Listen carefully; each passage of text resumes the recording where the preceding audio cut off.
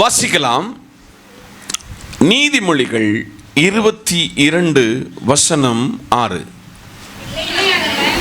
பிள்ளையானவன் நடக்க வேண்டிய வழியிலே அவனை நடத்து, அவன் முதிர் வயதிலே அதை விடாதிருப்பான். கண்களை மூடுவோம், ஜெபிப்போம். மகா பரிசுத்தரும் நீதிபரருமாயிருக்கிற நீதியின் செங்கோலாயிருக்கிற இயேசுவே, வார்த்தை உம்முடையது. வார்த்தையின் மறைப்பொருளை வெளிப்படுத்தி தாரும். ஜனம் எதிர்பார்ப்போடு இருக்கிறார்கள். ஜனத்தோடு இடைபடும் இயேசுவின் நாமத்தில் பிதாவே, ஆமென். நாம் பிள்ளைகளுக்கு கற்றுக் கொடுக்க வேண்டிய சில காரியங்களை இந்த காலையிலே உங்களுக்கு தெளிவுபடுத்துகிறேன். சமீப காலமாக சோசியல் மீடியாவை நாம் பார்க்கும் பொழுது ஒரு பெரிய அதிர்ச்சி ஊட்டக்கூடிய ஒரு சம்பவத்தை பார்க்க முடிந்தது. மகன் சிறு வயது முதல் குடிக்க தொடங்கினான்.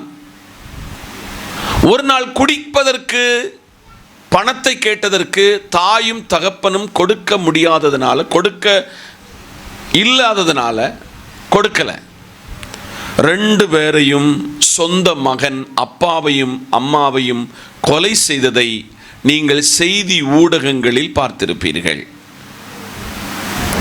இது எதை காண்பிக்கிறது என்று நீங்கள் சற்று கவனிக்கும் பொழுது, பிள்ளைகள் தங்கள் பெற்றோரை சரியாக கனம் பண்ணவில்லை என்றும், பெற்றோர்கள் தங்கள் பிள்ளைகளை சரியான நிலையில் அவர்களை சிட்சித்து வளர்த்தவில்லை என்பதையும் நமக்கு உணர முடிகிறது. நாம் வாசித்த நீதிமொழிகள் 22:6 சொல்லுகிறது, பிள்ளையானவன் நடக்க வேண்டிய வழியை அவனை நடத்தணும், அவன் முதிர் வயதிலும் அதை விடாதிருப்பான்.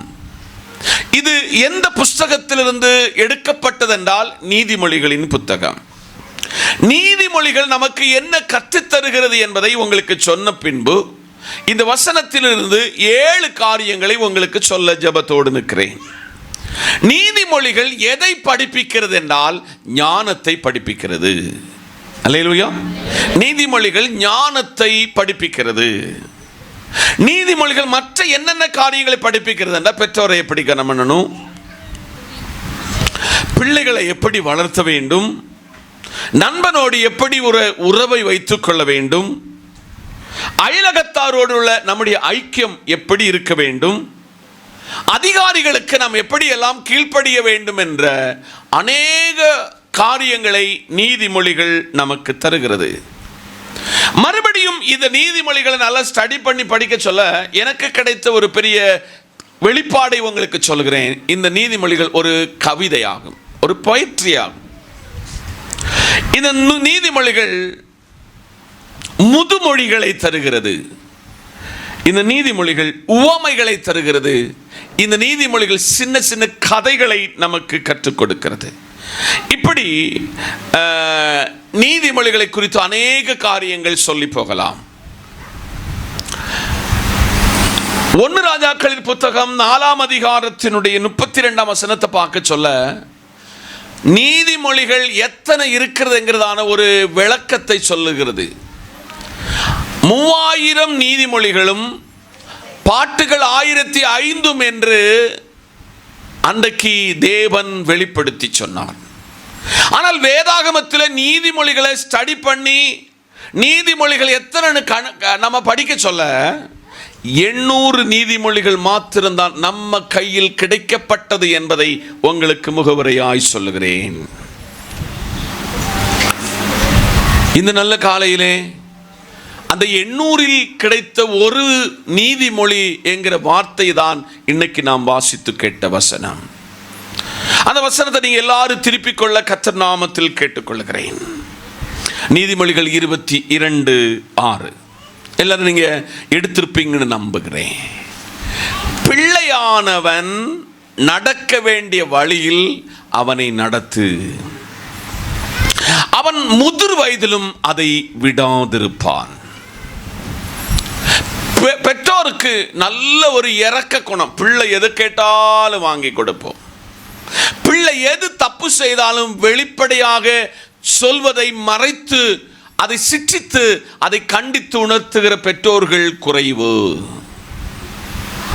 ஆனால் வேதம் என்ன சொல்லுகிறது என்றால், பிள்ளையானவனை நடக்க வேண்டிய வழிகளில், உலகத்தில் அநேக மார்க்கம் இருக்கிறது. அந்த மார்க்கத்தில் எல்லாம் உயரத்தில் மெரித்தில் நிற்கிற மார்க்கமாகும் கிறிஸ்தவ மார்க்கம். இந்த கிறிஸ்தவ மார்க்கத்தில் பிள்ளைகளை எப்படி ஆண்டவருக்குள்ளே வழிநடத்த வேண்டும் என்று இந்த வேதம் நமக்கு சொல்லித் தருகிறது. பிள்ளையை, பிரம்பை கையாளாதவன் தன் பிள்ளையை பகைக்கிறான். பிள்ளையை சிற்றித்து வளர்த்த வேண்டும் என்று வேதம் நம்மை படிப்பிக்கிறது. ஆதலால் பிள்ளைகள் என்பது சேட்டை பண்ணும், பொய் சொல்லும், சில நேரங்களில் திருடும். அந்தந்த இடத்தில் நாம் கரெக்ட் பண்ணி சத்திய வசனத்துக்குள்ளே அவர்களை வழிநடத்தி சத்தியத்துக்குள் வழிநடத்தினோம் என்றால் இந்த பிள்ளை முதிர் வயதில் அதை விடாதிருப்பான். ஆதலால் இன்றைக்கு காலையிலே பெற்றோராகிய என்னையும் உங்களையும் ஆண்டவர் கேட்கிறார், உங்கள் பிள்ளைகளை சத்தியத்தில் வழிநடத்துகிறீர்களா? சிக்ஷித்து நடத்துகிறீர்களா? தேவ சத்தத்தை கேட்க வைத்து பிள்ளைகளை வளர்த்துகிறீர்களா என்பதை இன்றைக்கு நாம் சோதித்து விட வேண்டும். நாம் சோதித்து ஆராய வேண்டும். பிள்ளையானவன் நடக்க வேண்டிய வழியில் அவனை நடத்து. அப்படி அவனை நீ நடத்தினால் அவன் முதிர் வயதில் அதை விட்டு பிரியாதிருப்பான் என்று வேதம் சொல்லுகிறது. அதனால் ஒன்றாவதாக சபையை பார்த்து ஆண்டவர் சொல்லுகிறார், கிறிஸ்தவ வாழ்க்கையை நம்முடைய பிள்ளைகளுக்கு கற்றுக் கொடுக்க வேண்டும். கிறிஸ்தவ குணநலங்களை நம் பிள்ளைகளுக்கு கற்றுக் கொடுக்க வேண்டும். கிறிஸ்தவத்துக்குன்னு ஒரு நல்ல லாங்குவேஜ் இருக்கிறது, ரெஸ்பெக்டான லாங்குவேஜ். அந்த லாங்குவேஜில் நம்ம பிள்ளைகளை நடத்த வேண்டும். கிறிஸ்தவத்திற்கென்று ஒரு பாடி லாங்குவேஜ் இருக்கிறது. அந்த பாடி லாங்குவேஜில் நம்ம பிள்ளைகளை அபியசித்து வழி நடத்த வேண்டும். ஆதலால் சபையே, நம்முடைய பிள்ளைகள் எதை கேட்டாலும் வாங்கி கொடுக்கிறோம். எது அவங்களுக்கு விருப்பப்படுகிறதோ அதை செய்து கொடுக்கிறோம். எந்த கல்லூரியிலே, எந்த ஸ்கூலில், எந்த நிலையிலே அவங்க ஆடைகள் கேட்கிறாங்களோ, ஆபரணங்கள் கேட்கிறார்களோ அதெல்லாம் வாங்கி கொடுக்கிறோம். ரொம்ப சந்தோஷம். அது வாங்கி கொடுக்க வேண்டும். பெற்றோர் என்ற நிலையில் நமக்குள்ளும் மேல் விழுந்த கடமை. ஆனால் பெற்றோருக்கு ஒரு பெரிய பொறுப்பு இருக்கிறது. பிள்ளை ஆண்டானை ஆண்டவர் சமூகத்தில் நடக்க வேண்டிய வழிகளில் நடத்தணும். தமிழ்ல ஒரு பழமொழி சொல்லுவாங்க, அஞ்சில் விளையாதது இப்போ பிடிக்கிற பிடி ஆகும். உங்க பிள்ளையில நாளை ஒரு உன்னத ஸ்தானத்தில் உங்க பிள்ளைகளை கொண்டு வருவார். கதிரவன் காலனியில் எஜுகேஷன் டிபார்ட்மெண்ட்ல ஒரு ஹையர் போஸ்ட்ல நம்ம ஊர்ல ஒருவர் வந்திருக்கிறார். ஒரு ஆள் இல்லையா? அதனால் அந்த ஸ்தானத்தில் உங்க பிள்ளைகளை கொண்டு வருவதற்கான முயற்சி தான் சபையினுடைய முயற்சி. அதனால பேரண்ட்ஸ், உங்க போதகருக்கு, உங்க போதகர் அம்மாவுக்கு உங்க பிள்ளைகளை கரெக்ட் பண்ணுவதற்கு ஒரு அதிகாரத்தை கத்த தந்திருக்கிறார். அதுல நீங்க இடப்பட்டு அவருக்கு என்னன்னு கேட்டீங்கன்னா அந்த பிள்ளை சீர்கெட்டு போய்விடும். ஆதலால் சபையே, விசுவாச குடும்பமே, உங்க பிள்ளைகளை சிறு வயது முதல் சிட்சித்து கண்டித்து வேத அறிவில் வளர்த்த வேண்டிய பொறுப்பு பெற்றோராயிருக்கிற நமக்கு மேல் விழுந்த கடமை என்பதை மறக்க கூடாது. இரண்டாவதாக 119 சங்கீதத்தின் 9 வசனத்தை திருப்பிக் கொள்ளலாமே. வாலிபன் தன் வழியை எதினால் சுத்தம் பண்ணுவான்? உமது வசனத்தின்படி தன்னை காத்து கொள்ளுகிறதினாலே தானே. வாலிப பிள்ளைகளை எங்க பார்க்கணும்? இன்னைக்கு காலையில் உங்ககிட்ட ஒரு கொஸ்டின். காலையில் நீங்க எத்தனை மணிக்கு எந்திரிச்சீங்க? ஒன்று, நீங்க டைம் எல்லாம் என்ன சொல்ல வேண்டாம். நம்பர் 2, இன்னைக்கு காலையில இந்த வேதத்தை ஒரு அதிகாரத்தையாவது படித்த வாலிபர்கள் உண்டனாலும் உங்க கை தூக்குங்க. ஒரு லெசன், ஒரு சாப்டரை வாசிச்சவங்க யாரா இருக்கிறீங்களா? இந்த நல்ல காலையிலே நீங்க இங்க வர சொல்ல உங்களுடைய சரீரத்துக்கு மேட்சிங்கான ட்ரெஸ் போட்டு வந்தீங்க, ரொம்ப சந்தோஷம். உங்களுடைய இந்த லேட்டஸ்ட் முடி ஸ்டாண்டர்டா போட்டீங்க, ரொம்ப சந்தோஷம். என்ன மாதிரி இப்படி ஒரு ட்ரெஸ் அவங்களும் பண்ணணும்னு சொல்லி அப்படி ஒரு வைராக்கியத்தில் வந்தவர்கள் நீங்கள் இருக்கிறீர்கள், சந்தோஷம். ஆனால் வாலிபா தம்பி தங்கச்சி உங்களை பார்த்து கர்த்தர் கேட்கிறாரு, வாலிபன் தன் வழியை எதை கொண்டு சுத்தம் பண்ணுவான்? ஒரு கொஸ்டின் மார்க் ஆகும். இந்த கொஸ்டின் மார்க்குக்கு ஆன்சர் இந்த சங்கீதக்காரனை சொல்லுகிறான், உமது வசனத்தின்படி தன்னை காத்துக் கொள்ளுகிறதுனாலே அவன் சுத்தம் பண்ணுவான். வாலிபர்களே, சின்ன குழந்தையே, உங்க பேரண்ட்ஸ் உங்களை இதில் பயிற்றுவிக்காவிட்டால் இன்னையிலிருந்து ஒரு தீர்மானம் எடுக்கணும்.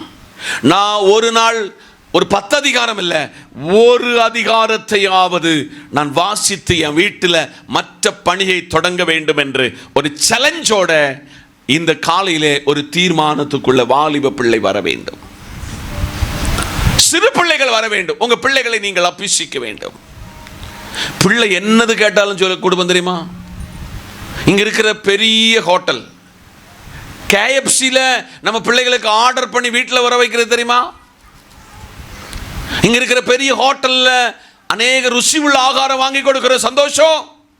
ஆனா உங்க பிள்ளை வேதம் வாசிச்சுன்னு சொன்னா உங்க பிள்ளை உங்களை வெட்கப்படுத்தாது. உங்க பிள்ளை உங்களுக்கு பெயர் சேர்த்து தரும். உங்க பிள்ளையை கொண்டு அநேகர் புகழத்தக்க விதத்தில் கர்த்தர் மாற்றுவார். அதனால் இரண்டாவதாக தினமும் வேதம் வாசிக்க கற்றுக் கொடுக்க வேண்டும். உங்க பிள்ளைகளை அவ்வப்பொழுது மருத்துவமனை கொண்டு போவீங்க. அப்ப டாக்டர் சொல்வாரு, உங்க பிள்ளைக்கு இந்த சத்து இல்லைன்னு உடனே பிள்ளைக்கு அந்த சத்துக்குள்ள எல்லா டானிக்கு எல்லா மருந்து மாத்திரை என்னென்ன கீரை உண்டோ அவ்வளவு வாங்கி கொடுக்கிறோம், சந்தோஷம். ஆனால் பிள்ளைக்கு நீங்கள் செய்ய தவறினதை இந்த காலையில பரிசுத்த ஆவியானவர் சுட்டி காண்பிக்கிறார். உங்க பிள்ளைய வேத வாசிக்க கற்றுக் கொடுக்க வேண்டும். அங்கே ஜனத்தோடு தேவ வார்த்தையை களங்கம் இல்லாமல் பிரசங்கிக்க கர்த்தர் உதவி செய்தார். இது எங்கே இருந்து இந்த அபியாசம் உண்டானது என்றால், நல்லதொரு குடும்பம் பல்கலைக்கழகம். நல்லதொரு குடும்பம் பல்கலைக்கழகம். ஆதலால் வீட்டிலிருந்து பேரண்ட்ஸ் வேதத்தை வாசிச்சீங்கன்னா, வேதத்தை தியானிச்சீங்கன்னா உங்க பிள்ளைகள் வேதம் வாசிக்கும், உங்க பிள்ளைகள் வேதத்தில் வளரும் என்பதை இந்த காலையிலே சபைக்கு சுட்டி காண்பிக்கிறார். ஆதலால் சபையோடு பரிசுத்த ஆவியானவர் பேசுகிறார். வாலிபன் தன் வழியை எதனால் சுத்தம் பண்ணுவான்? உமது வசனத்தின்படி தன்னை காத்துக் கொள்ளுகிறதுனாலே தானே. வாலிப பிள்ளையே, இன்னைக்கு நீ ஒரு புதிய தீர்மானத்துக்குள்ள வரணும். நீ நாளை ஒரு குடும்ப வாழ்க்கைக்குள் பிரவேசிப்பாய். உனக்கென்று சில பிள்ளைகளை கர்த்தர் தருவார். அன்றைக்கு அந்த பிள்ளைகளை இன்றைக்கு நீ அபியசிக்காமல் உன் பிள்ளைகளை அபியசிக்க முடியாது. நீ வேதத்தை வாசிக்காமல் உன் பிள்ளைகளை வாசிக்க வைக்க முடியாது. இன்னைக்கு ஒரு தீர்மானத்துக்குள்ள வருவியா? உன் வாழ்வை சுத்தம் பண்ணக்கூடிய ஒரே ஒரு ரெமிடி என்பது இந்த வேதாகமம் என்பதை உங்களுக்கு சுட்டி காண்பிக்கிறேன். ஆதலால் நம்ம பிள்ளைகளுக்கு கற்றுக் கொடுக்க வேண்டிய இரண்டாவது காரியம், பிள்ளைகளை வேதம் வாசிக்க கற்றுக் கொடுக்க வேண்டும். ஆதலால் இன்னைக்கு காலையில் இன்னைக்கு நான் ஒரு தீர்மானம் என் பிள்ளையோடு உடன்படிக்கை பண்ணுவேன். மக்களே, நீ வேதத்தை வாசிச்சனா இந்த வேதம் உன்னை சுமக்கும், இந்த வேதம் உன்னை பெரியவனாக்கும், இந்த வேதம் உன்னை உயர்ந்த ஸ்தானத்தில் கொண்டு வரும். உனக்கு புதிய சிந்தனைகளை, புதிய தரிசனத்தை இந்த வேதம் உனக்கு சுட்டி காண்பிக்கும் என்று ஆவியானவர் சொல்லுகிறார். மூன்றாவதாக மத்தேயு 18:20, ஏனெனில் 2 பேராவது 3 பேராவது என் நாமத்தினாலே எங்கே கூடியிருக்கிறீர்களோ அங்கே அவர்கள் நடுவில் இருக்கிறேன் என்றார். பிள்ளைகளுக்கு மூன்றாவது கற்றுக் கொடுக்க வேண்டியது ஜெபிக்க கற்றுக் கொடுக்க வேண்டும். அல்லேலூயா, அல்லேலூயா. என்னைக்காவது உங்க பிள்ளைகள் உங்ககிட்ட ஜாமெட்ரி பாக்ஸ் கேட்க சொல்ல, பேக் கேட்க சொல்ல, ஃபீஸ் கேட்க சொல்ல, அவங்களை என்னைக்காவது ஜெபம் பண்ணுவதற்கு நீங்கள் அபியசித்ததுண்டா? அவங்கள ஃபோர்ஸ் பண்ணது உண்டா என்று இன்னைக்கு காலையிலே ஒரு கேள்விக்குறி உங்களுக்கு முன்பாக வைக்கிறேன். அடிக்கடி நம்ம என்ன நினைக்கணும், என் பிள்ளை என்ன டிபெண்ட் பண்ணணும், என்ன என்கிட்ட கேட்கணும், எல்லா பேரண்ட்ஸ் விரும்புகிற ஒரு காரியமாகும். ஆனால் வேதம் என்ன சொல்லுகிறது என்றால், எங்கே 2-3 பேர் ஒருமனப்பட்டு ஒரு இடத்தில் ஜெபிக்கும் பொழுது அந்த ஜெபத்தை கேட்டு அவர்களுக்கு பதில் கொடுக்கிற நடுநிற்கிற ஒரு ஆண்டவராக நம்முடைய ஆண்டவர்.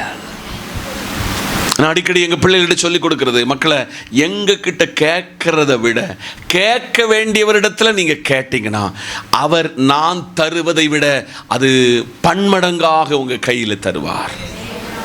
இன்னைக்கு காலையிலே சபையாகிய விசுவாச குடும்பங்களோடு இந்த 2 பார்ட்டாக வேறுபிரிக்கிறேன். பேரண்ட்ஸ்ங்கிற பிள்ளைகிற தரத்துக்குள் உங்களை 2ஆக வேறுபிரிக்கிறேன். நீங்கள் உங்க பிள்ளைகளை கூட்டி ஜெபிக்காவிட்டால், நீங்கள் உங்கள் பிள்ளைகளை ஜெபத்தை கற்றுக் கொடுக்காவிட்டால் இதை யார் உங்களுக்கு கற்றுக் கொடுப்பார்? அவர்களுக்கு இந்த காரியங்களை யார் கற்றுக் கொடுப்பார்? பிள்ளைகளுக்கு கீழ்ப்படிய கற்றுக் கொடுக்கிறீங்க, கெட்ட நண்பர்களோடு பேசக்கூடாதுன்னு கற்றுக் கொடுக்கிறீங்க, பிரியமல்லாதவர்களோடு எந்த சம்பாஷணை வைக்கக்கூடாது என்று கற்றுக் கொடுக்கிறீங்க. ரொம்ப சந்தோஷம். ஆனால் நீங்கள் ஜெபிக்க உங்க பிள்ளைகளை கற்றுக் கொடுக்க வேண்டும் என்று ஆண்டவர் விரும்புகிறார். இயேசுனுடைய 3.5 வருஷ ஊழியத்தில் எனக்கு ரொம்ப பிடிச்ச, எனக்கு ரொம்ப கவர்ந்த ஒரு காரியத்தை சொல்கிறேன். இந்த சீசர்களை 12 பேரை அவர் தான் தேர்ந்தெடுத்தார். அவர் தேர்ந்தெடுத்து அவர்கள் அவ்வளவு வயதில் முதிர்ச்சியானவர்கள் ஆனாலும் அவர்களுக்கு ஜெபம் பண்ணுவதற்கு அவர் கற்றுக் கொடுத்தார். ஏன் இன்னைக்கு நான் எல்லாருக்கும் இந்த ஆராதனையில் ஒரு வாய்ப்பை கொடுக்கிறேன்? பல சபைகளில் எல்லாம் ஒன் மேன் ஆர்மியாக போகும் பொழுது நம்முடைய திருச்சபையில் உங்களுக்கு எல்லாருக்கும் பார்ட் பை பார்ட்டாக இந்த ஆராதனை பல நிலைகளில் கைமாறி கொடுப்பதற்கு என்ன காரணம்? நான் வேதத்தில் கற்றுக்கொண்டதான ஒரு உண்மையான சம்பவம். எல்லாரும் கற்று தேர்ந்து வருவதில்லை, எல்லாரும் கற்றுக்கொள்ள வேண்டும். தமிழில் ஒரு வார்த்தை அடிக்கடி ஜனங்கள் சொல்லுவாங்க, கற்றது கைமண் அளவு, கல்லாததோ உலகளவு. ஆதலால் சபையோடு இன்னைக்கு காலையில கத்த சொல்கிறார், மகனே மகளே, உனக்கென்று விவாகமான பொழுது வாக்குத்தத்தம் சொன்ன பிள்ளையை ஆண்டவர் தந்தாரு. இன்னைக்கு அநேகர் பிள்ளை இல்லாமல் இன்னைக்கு கதறி அழுது கொண்டிருக்கும் பொழுது, துக்கப்பட்டு கொண்டிருக்கும் பொழுது பிள்ளை உங்க கையில் தந்தாரு. அந்த பிள்ளைய என்ன படிப்பிக்கணும்? ஜெபம் பண்ண கற்றுக் கொடுக்க வேண்டும். பைபிள் சொல்லுது 2 பேர் 3 பேர் எங்க இருக்கிறாங்கோ அங்க யார் இருக்காராம்? உங்க பிள்ளைகளுக்கு கற்றுத்தரணும். நம்ம 3 பேர் இருந்தோம்னா, 2 பேர் இருந்தோம்னா அதுக்குள்ள சென்டர்ல ஒருவர் இருக்கிறார். அவர் உங்க கஷ்டத்தை கேட்பார். பிள்ளைகளே, நீ எந்த சப்ஜெக்ட்ல வீக்கோ நீ அந்த சப்ஜெக்டை ஆண்டவர்கிட்ட மனம் திறந்து கேளு. அந்த சப்ஜெக்ட் உனக்கு ஈஸியாக ஆண்டவர் மாற்றுவார்.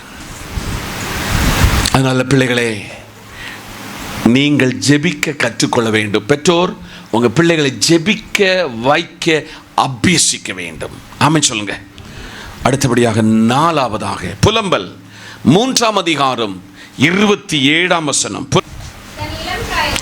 தன் இளம் பிராயத்தில் நுகத்தை சுமக்கிறது கரங்களை தட்டி. வாலிப பிள்ளைகளை உனக்கு கை தூக்கிடும் பார்ப்போம். எனக்கு நேரம் தூக்கிருங்கம்மா. சோத்திரம். வாலிபர்,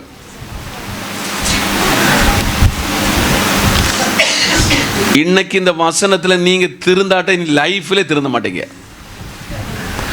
உன் இளமையிலே நீ என்னத்தை சுமக்கணுமா? இந்த அம்மாமாருக்கு அப்பாமாருக்கு பயங்கர சங்கடம் என்ன தெரியுமா? ஏன் பிள்ளை இதெல்லாம் செய்யக்கூடாது வீட்டில், அது போகிற வீட்லையும் செய்யாது.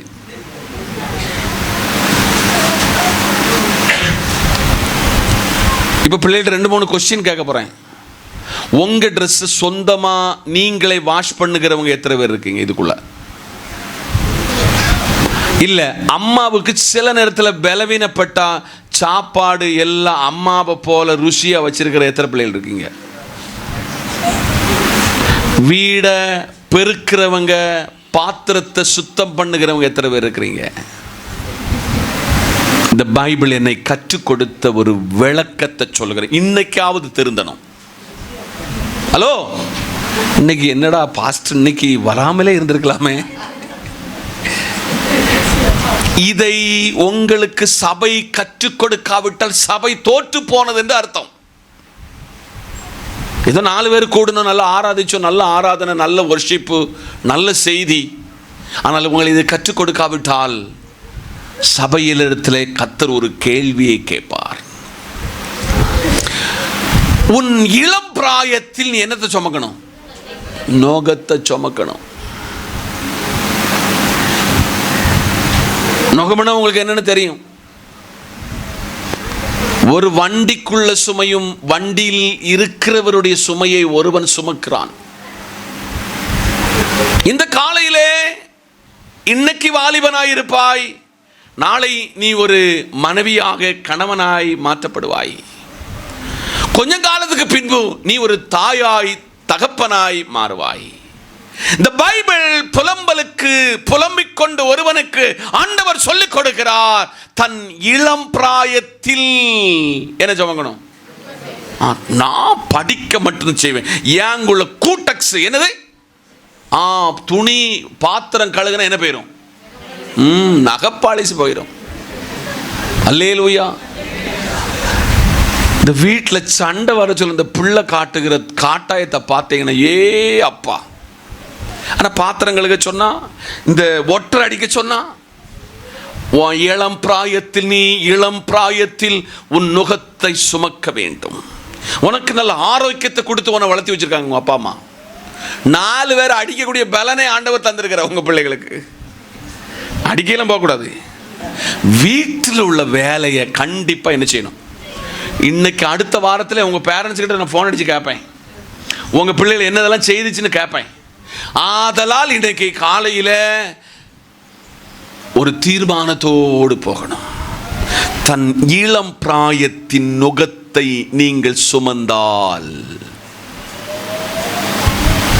அதை ஒரு ஆள் சத்தம் உயர்த்தி வாசிக்க, எல்லா காதலையும் கேட்கட்டும். தன் இளம் பிராயத்தில் சுமக்கிறது மனுஷனுக்கு நல்லது. தன் இளம் பிராயத்தில் நுகத்தை சுமக்கிறது நல்லது. ஒரு அலையில சொல்லுங்க. இன்னைக்கு காலையில வாலிப தங்கச்சி, உன் இளம் பிராயத்தில் என்ன செய்யணுமா? நீ வீட்டில் படுகிற கஷ்டத்தை, பேரண்ட்ஸுக்கு ஒரு பெரிய தப்பு என்னன்னா, நீங்க 100 நாள் வேலைக்கு போவீங்க, நீங்க வயலுக்கு வேலைக்கு போவீங்க, நீங்க டீச்சர்ஸா வேலை பார்ப்பீங்க, நீங்க பல கம்பெனியில் வேலை பார்ப்பீங்க. அங்க உள்ள கஷ்டத்தை ஒரு நாள் பிள்ளை கிட்ட சொல்ல, பிள்ளை தெரிஞ்சிடக்கூடாது. வெயில் என்ன என்பது பிள்ளைகளுக்கு கற்றுக் கொடுக்கணும். டீச்சர் சொன்னாங்க, நான் ஒரு கிளாஸ் 45 நிமிடங்கள் எடுக்கும் பொழுது சில நேரத்தில் மூச்சு எனக்கு வராது, கொஞ்சம் ரெஸ்ட் எடுக்கணும்னு தோணும். இது நம்ம பிள்ளைகள் தெரியணும். மாசத்தில் டீச்சருக்கும் சாருக்கும் நல்ல சம்பளம் வரும். இந்த சம்பளம் எப்படி வருகிறது என்பதை பிள்ளைகள் அறிந்திருக்க வேண்டும்.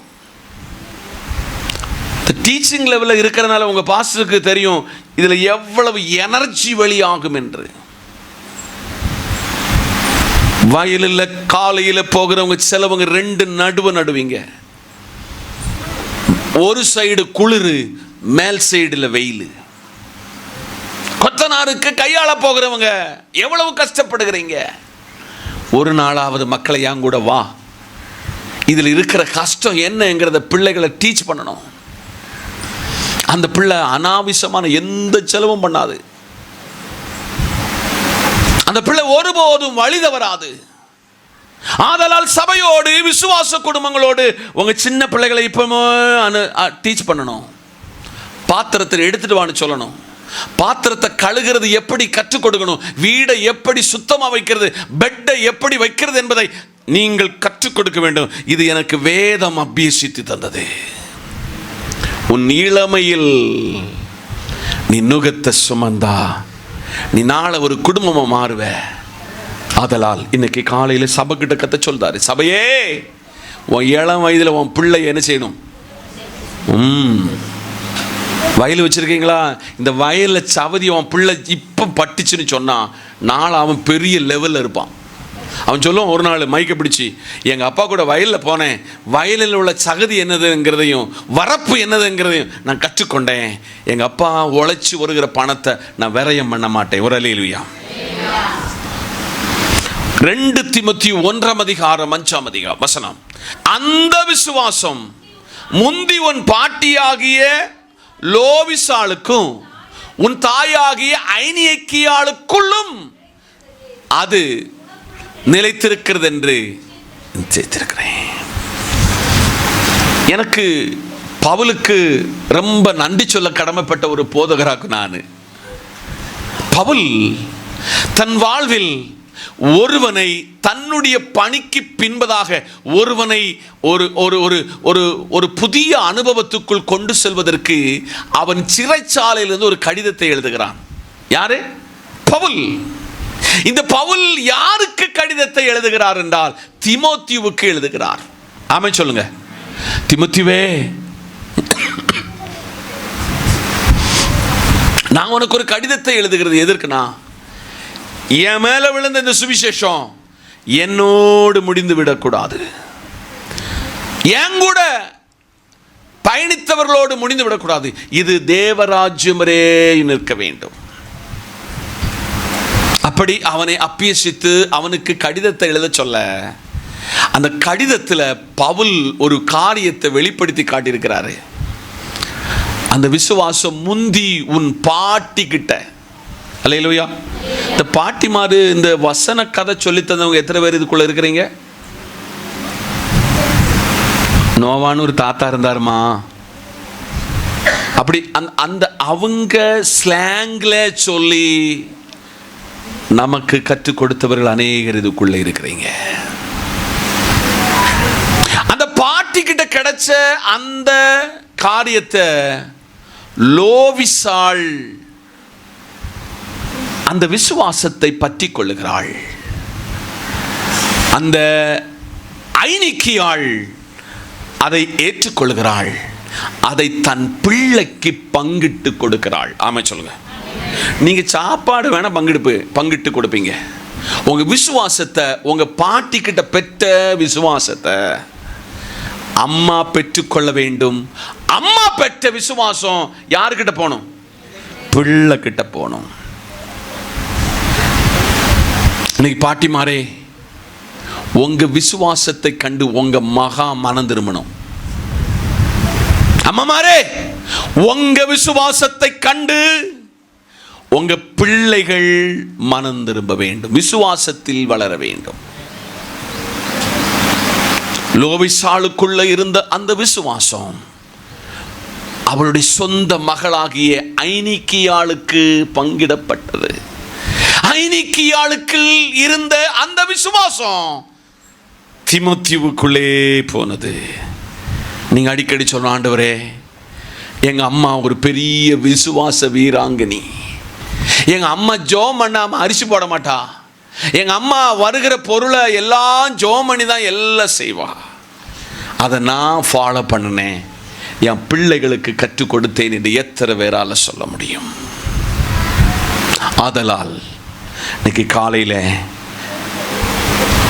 அம்மாமாரை நீங்கள் முன்மாதிரியாய், பிள்ளைகள் நீங்கள் முன்மாதிரி உள்ளவர்களாக மாற கர்த்தர் அழைக்கிறார்.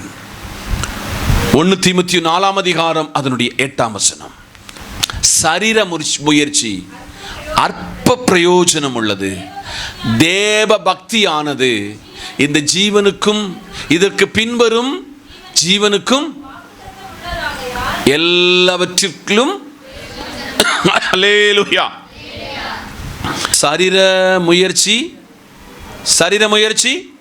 அற்ப பிரயோஜனம் உள்ளது, தேவ பக்தியானது இந்த ஜீவனுக்கு இதற்கு பின்வரும் ஜீவனுக்கு. ஆமென். ஆமென். இதை நம்ம பிள்ளைகளுக்கு கைமாறி கொடுக்கணும். தேவ பக்தியுள்ள பிள்ளைகளை உருவாக்க வேண்டும்.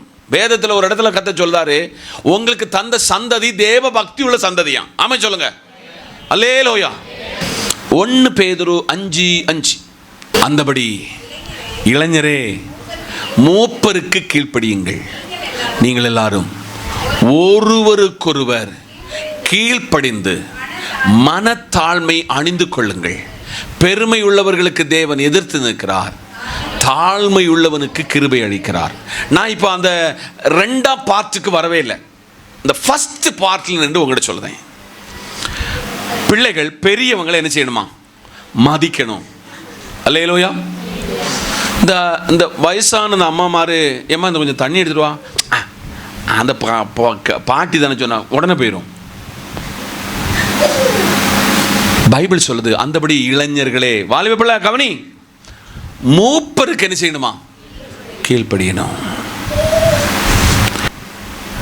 இன்னைக்கு காலையில் கர்த்தர் கேட்கிறாரு, அந்தபடி இளைஞர்களே, மூப்பருக்கு நீங்க என்ன செய்யணுமா?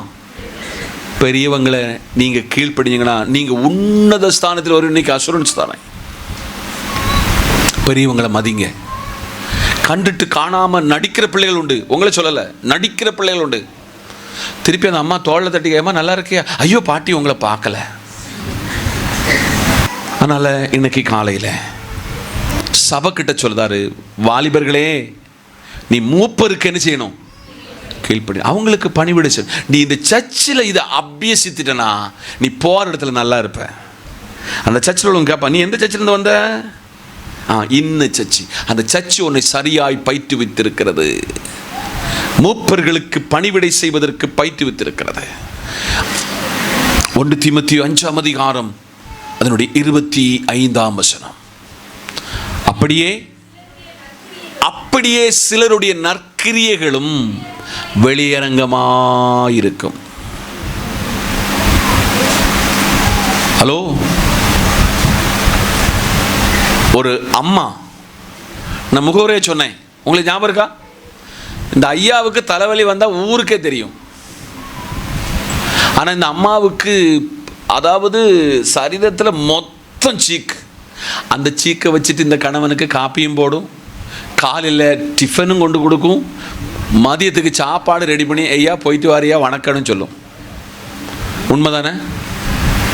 இன்னைக்கு அம்மாமாரே, நீங்கள் உங்கள் பிள்ளைகளுக்கு காண்பித்து கொடுக்க வேண்டிய ஒரு பெரிய மாதிரி இருக்கிறது. அப்படியே சிலருடைய நற்கிரியைகளும் வெளியரங்கமாயிருக்கும். அல்லேலூயா. உங்கள் பிள்ளைகள், நீங்கள் யாருக்கெல்லாம் உதவுகிறீங்களோ அவங்க பிள்ளைகள் தெரிஞ்சிருக்கணும். உங்கள் நற்கிரியைகள் என்னதான் இருக்கணும்? வெளியரங்கமாயிருக்கணும். ஏன்னா உங்கள் பிள்ளை தெரிஞ்சிருக்கணும், உங்கள் பிள்ளைகள் தெரிஞ்சிருக்கணும். நாளை உங்கள் பிள்ளைகளுக்கு இது செய்ய நீங்கள் தான் மாடல் என்பதை மறந்து விடக்கூடாது. கடைசியாக இனி நான் சொல்ல போகிறது ரொம்ப பிரதானம்.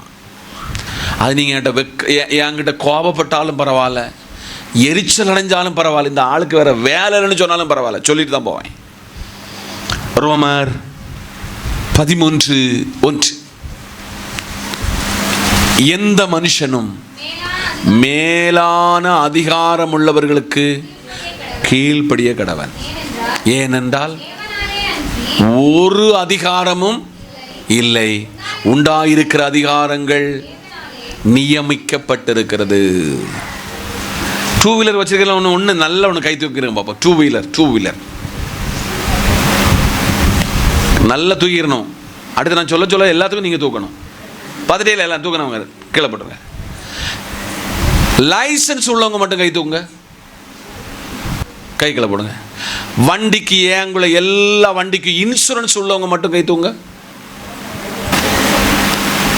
இதை வேதத்தை சொல்லி தராட்ட நீங்கள் தந்த காணிக்கையை வாங்கி வயிறை வீர்க்க வச்சு ஒரு கெட்டப்பா யூடியூப்பில் பிரசங்கிக்கிற பிரசங்கியார் மாறின பிரயோஜனம் கிடையாது. யாரெல்லாம் லைசன்ஸ் எடுக்கல இன்னைக்கு லேனர் போடணும். நாளை காலையில் வேலை என்ன வேலை? லேனர் போடணும். எந்த மனுஷனும் மேலான அதிகாரத்துக்கு என்ன செய்யணுமா? கீழ்ப்படியணும். ஸ்கூல் சிஸ்டம் என்பது ஆசிரியர்னா நீங்க ஆசிரியர், பியூன்னா பியூனு, பியூனுக்கு மேல டீச்சர், டீச்சருக்கு மேல உதவி தலைமை ஆசிரியர், அடுத்து தலைமை ஆசிரியர், அதுக்கு மேல ஏறி ஏறி ஏறி ஏறி மேல போகும். உங்க அதிகாரிகளுக்கு நீங்கள் கீழ்ப்பட்டால் நீங்கள் அந்த அதிகாரத்துக்குள்ள வர சொல்ல அவர்கள் உங்களுக்கு கீழ்ப்படிவாங்க. ஒரு அல்லேலூயா. அதனால சபைக்கிட்ட கர்த்தர் படிப்பிச்சு சொன்னாரு, எந்த மேலான அதிகாரத்துக்கும் நம்ம என்ன செய்யணுமா? இன்னைக்கு காலையில கர்த்தர் சொல்லுகிறார், எந்த மனுஷனும் மேலான அதிகாரத்துக்கு என்ன செய்யணும்? இன்சூரன்ஸ் எந்த வண்டிக்கு இல்லையோ இன்னைக்கு நாளை காலையில் செய்ய வேண்டிய வேலை என்ன வேலை? இன்சூரன்ஸ் இடணும். எங்க அப்பா கிட்ட நான் கற்றுக்கொண்டது, அவர் ஒரு சீசன் இடத்துல சூண்டை கொடுத்தாரு. சூண்டை கொடுத்துட்டு சொன்னாரு, இந்த சூண்டையை போட சொல்ல அந்த சூண்டையில ஒரு மீன் விழும். தூண்டில ஒரு மீன் வயிற்றுக்குள்ள ஒரு காசு இருந்தது. அவர் சொல்லாரு, எனக்கும் உனக்கும். இதுதான் இந்த பைபிள் எனக்கு கற்றுக் கொடுத்துச்சு. ஒரு ராஜாதி ராஜாவை அதிகாரத்துக்கு கீழ்ப்படுகிறார். 5 இடத்துல விஸ்தரிக்கப்படுகிறார். இந்த 5 இடத்துலையும் நின்று அதிகாரத்திற்கு கீழ்ப்படுகிறார். உங்களை ஏதாவது ஒரு காரியத்திற்கு காவல் நிலையத்துக்கு கூப்பிட்ட, இல்லை நான் போக மாட்டேன், நீ போகலைன்னா வேதத்துக்கு கீழ்ப்படியலைன்னு அர்த்தம். உன்னை ஒரு அதிகாரி கூப்பிட்டானா நீ போய் நின்று, சார் குட் மார்னிங், எப்படி என்ன சார் என்ன கூப்பிட்டீங்க கேட்கணும். இந்த நல்ல காலையிலே எந்த மனுஷனும் மேலான அதிகாரத்துக்கு என்ன செய்யணும்? கீழ்ப்படியணும். ஏனென்றால் தேவனை அன்றி ஒரு அதிகாரம் இல்லை. எல்லா அதிகாரம் யாருக்கிட்ட போயிருக்குன்னா எங்க அப்ப இருக்கு. நான் இன்னைக்கு இந்தியாவில் உள்ள எல்லா சரித்திரத்தில் உள்ளவர்களில் அதிகம் மதிக்கிற ஒருவராகும் டாக்டர் அம்பேத்கர். அவர் ஒரு ஸ்ட்ரீட் லைட்ல இருந்து படித்தாலும் இன்னைக்கு ஆல் ஓவர் இந்தியாவினுடைய சட்டத்தின் மேதை, சட்டத்தின் சிற்பி, லண்டன்ல போய் பெரிய உயர்கல்வி படித்து இன்னைக்கு நீங்கள் பார்க்கிற, கேட்கிற, காண்கிற சகல சட்டத்தையும் எழுதினவர் டாக்டர் அம்பேத்கர். இவருக்கு எங்க இருந்து கிடைச்சுனா, இது பைபிள் அடிப்படையில் ஒரு சட்டத்தை உருவாக்கி, லா இன் ஆர்டர், இந்த பைபிள் கற்றுக் கொடுத்தது. சிருஷ்டிக்கு ஒரு லா இருக்கிறது, ஆராதனைக்கு ஒரு லா இருக்கிறது, ஜபத்துக்கு ஒரு லா இருக்கிறது, விசுவாசத்துக்கென்று ஒரு லா இருக்கிறது. அதை இந்த வேதம் அவருக்கு யூனிவர்சிட்டியில் கற்றுக் கொடுத்தது. அதை அவர் இந்தியாவுக்கு இம்ப்ளிமெண்ட் பண்ணியிருக்கிறார். ஒரு அல்லேலூயா. அப்போ சகல அதிகாரம் யாருக்கிட்ட இருந்து வந்திருக்கு? தேவனிடத்தில் வந்திருக்கிறது. நீங்க சர்ச்சில் வந்து எல்லாம் கீழ்ப்படிங்க, ரொம்ப சந்தோஷம். ஆனால் அதிகாரத்துக்கு நீங்கள் என்ன செய்யணும்? கீழ்ப்படணும். நீங்க சொன்னா ஆச்சரியப்படுவீங்க. இந்த கோட்டை வாசல் தாண்டியாச்சுன்னு சொன்னா கேரளாவினுடைய போலீஸ் கேட்குற ஒரே ஒரு கேள்வி, பொல்யூஷன் இருக்கிறதா? என்னது? புகை பரிசோதிக்கப்பட்டிருக்கிறதா? இல்லைன்னா ஸ்பாட் ஃபைன் 1000 ரூபா. ஆனால் பொல்யூஷன் எடுக்கிறதுக்கு ரூபாய் எத்தனை ரூபா தான்? 200 ஒன்லி. நீங்கள் என் வாகனத்தை இப்போ போய் பரிசோதிச்சிங்கன்னா என் வாகனத்துக்கு இது 2 இருக்கும், பொல்யூஷனும் இருக்கும், இன்சூரன்ஸ் இருக்கும். என் பாக்கெட்டில் எடுத்தீங்கன்னா என்னுடைய லைசன்ஸும் இருக்கும். ஏன் இதை உங்களுக்கு சொல்லிக் கொடுக்கிறேன்? ஏன் உங்கள் பிள்ளைகள் இதை தெரிஞ்சிருக்கணும்? இது வேதத்தினுடைய சட்டம். அரசு சட்டத்தை விட தேவனுடைய சட்டம் இது என்பதை நாம் மறக்கக்கூடாது. இன்னைக்கு உங்கள் பிள்ளைகளுக்கு நீங்கள் எதெல்லாம் கற்றுக் கொடுக்கணும்னு சொல்லி 9 காரியத்தை கர்த்தர் கைமாறி கொடுத்திருக்கிறார். எத்தனை காரியம்? 9 காரியம். இதில் ஏதாகிலும் ஒரு காரியத்தில் நான் பேக்கில் இருக்கிறேனா,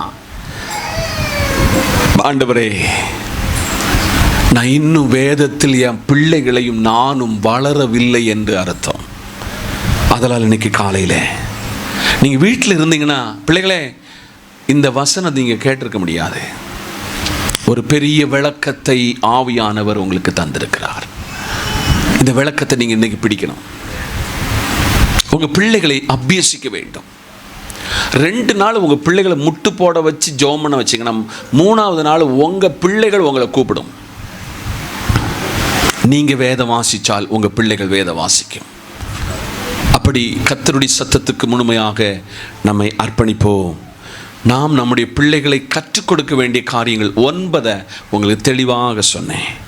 அதை ஏற்றுக்கொள்ளுங்கள். அதில் படி உங்கள் பிள்ளைகளை நடத்துங்கள். நீங்கள் மாதிரியாக இருங்கள்.